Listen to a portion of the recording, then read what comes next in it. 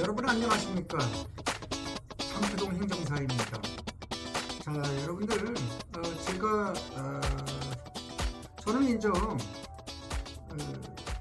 처음 보는 분들을 위해서 저는 이제 국민권익위원회에서 고충민원과 행정심판을 담당하죠.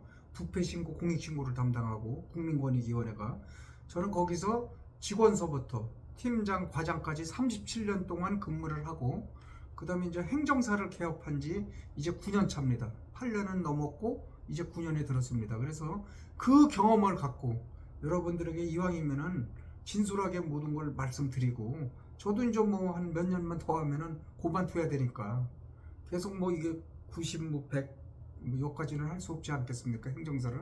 근데 행정사 해보니까 그래도 이게 일을 할 수 있다는 게 참 이게 감사하고 제가 이제 하나님을 믿고 이렇게 이제 기도를 하고 그렇게 가끔 그런 시간을 갖는데요. 그래도 이렇게 노년에 제가 이렇게 일을 할 수 있고 또 공직을 무사히 퇴직을 하고 일까지 해주신 거에 늘 감사해서 저는 제게 주어진 일이 있으면은 최선을 다해서 정말 열심히 이렇게 봉사하는 마음으로 그렇게 일을 하고 있습니다.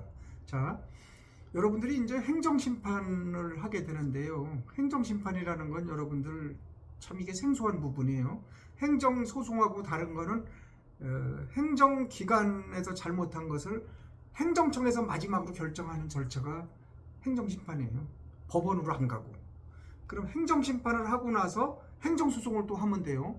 그래서 행정소송을 하기 전에 행정심판 기회를 한번 갖는다. 그게 행정심판의 좋은 점이고, 두 번째는 행정심판에서 인용이 된다. 행정심판에서 받아들여진다. 행정심판에서 이긴다, 그런 말이죠. 행정심판에서 이기게 되면은 법원으로, 행정청에서는 법원에 이렇게 제소를 할 수가 없어요. 그냥 끝나는 거야, 거기서. 행정심판은 그냥 단 한 방에 내가 이기면 그냥 끝나는 거야, 거기서.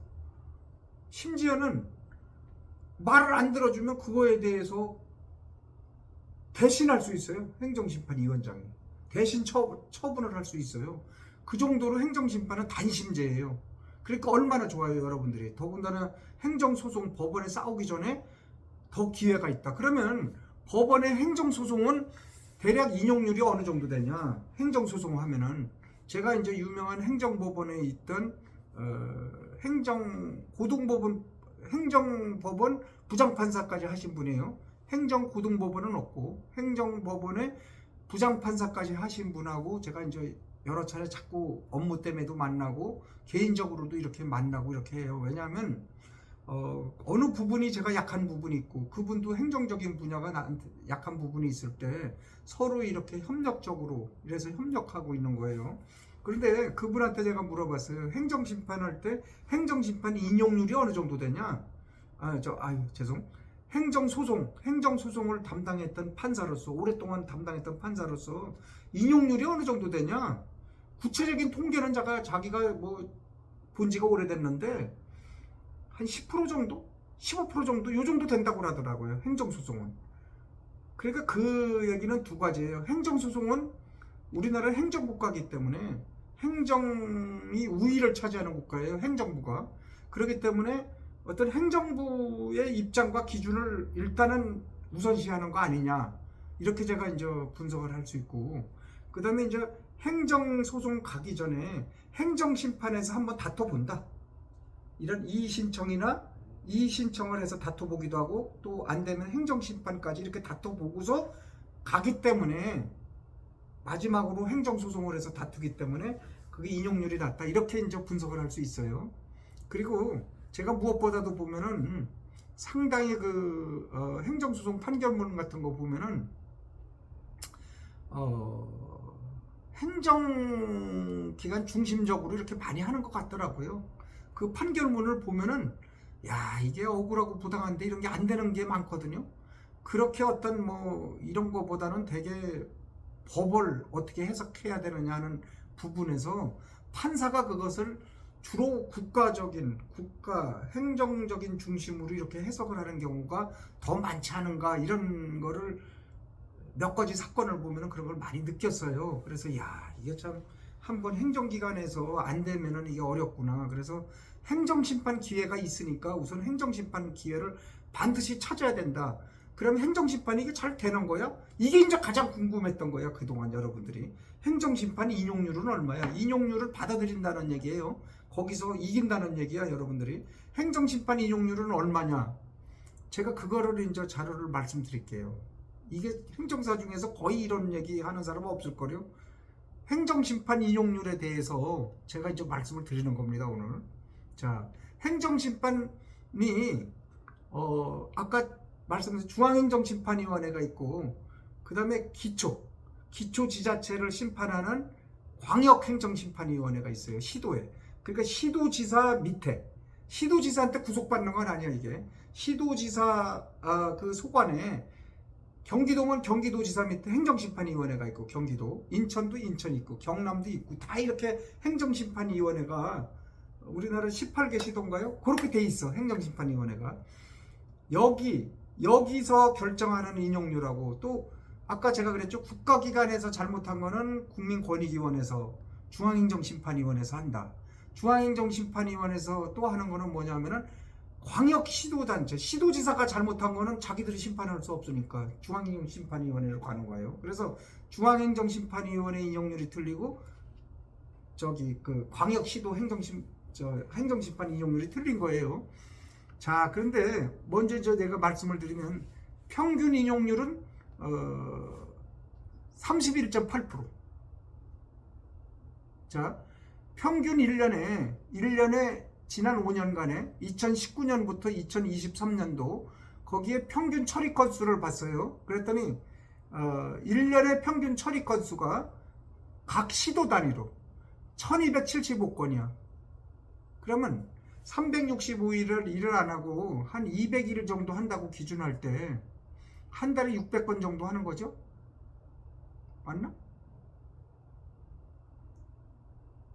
아니다. 한 달에 60건 정도 하네, 60건. 60건 정도를 하는 거예요, 한 달에 일 처리를, 시도에. 그래서 각 지자체당 1275건을 처리를 했는데 평균 인용률이 31.8%. 31.8%. 그러니까 32% 정도는 되는 거예요. 전체 학계 평균이. 나도 행정심판 인용률이 이렇게 높은 줄 몰랐어요. 행정심판 잘 안 되는데. 왜냐면 어려운 거가 제가 들어가서 그런지, 야, 이렇게까지는 안 될 텐데, 이렇게 생각했는데, 의외로 행정심판 인용률이 이렇게 높아요. 저도 뭐 행정심판은 이기기도 많이 이겼고, 지기도 많이 이겨졌어요. 왜냐면 행정사로서 경험이 오래됐으니까. 행정심판 경험은. 그런데 평균 31.8%, 뭐, 다시 말하면 32% 정도는 인용된다. 그럼 상당히 인용 많이 되는 거예요. 행정소송이 10%밖에 안 되는데, 행정심판이 31.8%면 인용이 많이 되는 거예요. 자, 그런데 여기에 평균 인용률이 중앙행정심판위원회가 8.9%예요. 중앙행정심판위원회가. 중앙행정심판위원회는 그만큼 인용률이 낮아요. 그런데 여기에 이제 우리가 깊이 있게 보여야 될 거는 음주운전이 많아. 국민권익위원회 안에 있는 중앙행정심판위원회는 음주운전이 엄청 많아, 건수가. 그러다 보니까 음주운전은 거의 다 기각이야. 요새 술 먹고 운전하는 거 거의 안 봐줘요. 여러분들 음주운전해서 뭐 행정사 돈 비싸게 주고 막 이렇게 해서 여러분들 이긴 사람들, 손들 사람들 거의 없을걸요. 행정심판은 안 봐줘요. 음주운전은. 음주운전 봐주는 게 언제인지 알아요? 생활력. 그 자동차가 없으면 못 사는 사람, 택시기사, 화물차 운전수, 이런 분들 아니면 안 봐줘. 그럼 봐줘요. 경찰청이 이의신청 단계에서 봐줘요, 그거는. 그런데 음주운전해서 봐준다는 거는 거의 드물어. 그 행정사 뭐 몇십만 원, 20-30만 원만 줘도 막 음주운전 써주고 그러는데 그 공식에 담아봤자 써봤자 헛일이에요. 물론 잘하는 분을 내가 폄훼하는 거 아니에요. 잘하는 분은 또 열심히 해서 뭐 이거 인터넷에 홍보한 거 보면은 잘도 하더라고요. 자, 얘기가 이제 빗나가면 안 되니까 오늘의 그래도 핵심 사항은 행정심판 인용률은 얼마인가, 이거를 내가 이제 말씀드리는 거예요. 중앙행정심판위원회는 음주운전 포함해서 8.9%다. 그러면 이제 음주운전을 빼고서는 한 20% 내외? 이렇게 보면 될 것 같아요, 제가 보기에. 그거는 여기 따로 통계가 안 나왔어요. 그 다음에 이제 서울특별시가 25.4%.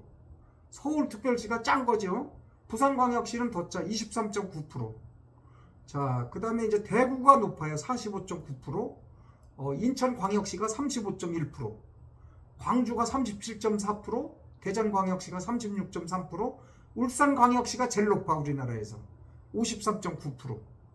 울산에서 행정심판하면 반 이상이 이기는 거야, 울산 거는. 자, 이게 중요한 얘기예요. 그러니까 광역시는 인용률 차이가 엄청 많이 나요. 최고 낮은 데는 부산광역시 23.9%, 최고 높은 데는 울산광역시 53.9%. 자, 그 다음에 이제 각 도가 있죠. 경기도가 27.1%예요. 그 다음에 강원도가 23.3%. 강원도가 좀 낮아요. 강원도가 왜 이래 짠지 모르겠어요. 거기가 좀 인심이 좋고 한데 행정심판위원들이 좀 적극적으로 구제를 안 해주는 거라 그런지 잘 모르겠어요. 이건. 충청북도가 37.2, 충청남도가 28.1, 전라북도가 높아요. 40.2%. 전라도는 6건 중에 4건을 구제해 주는 거예요. 10건 중에 6건은 기각하고 4건은 구제해 주는 거예요. 전남이 36%. 전남도 꽤 높아요. 이 정도면. 경북이 24.2, 경남이 21.6. 경상도가 왜 이래요? 경상북도, 경상남도가 엄청 짜요. 이거 보면은. 자, 그 다음에 이제 세종. 제주도가 29.8, 세종이 37.5. 그래서 평균에서 31.8%다. 대략 32%다. 이렇게 말씀드리고요. 제가 이제 여기서 하나 더 말씀드릴 거는 이 기초지자체에서 잘못한 거 이거 시도행정심판위원회에 올리면 거기서 딱 끝나.